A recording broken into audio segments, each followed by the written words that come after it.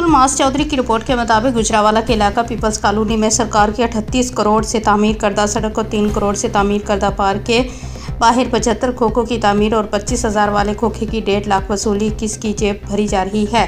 गरीबों से सरेआम लूट मार की जाने लगी। मेन ग्राउंड का जंगला और दीवार तोड़कर स्टार लगा दिया गया। मेन पीपल्स कॉलोनी चौक का हुस्न ख़त्म कर दिया गया। स्टार लगाकर पैदल चलने वालों के लिए जगह बलकल ख़त्म कर दी गई है। रोड पर पैदल चलने वालों का एक्सीडेंट होना मामूल बन गया। अहले इलाका का शदीद एहतजाज, गुजरावाला ज़िले इंतज़ामिया से नोटिस लेने का मुतालबा। जी अस्सलाम वालेकुम, मेरा नाम सागर है और मैं पिछले जो है ना 5-6 साल से फॉरेक्स ट्रेडिंग कर रहा हूँ।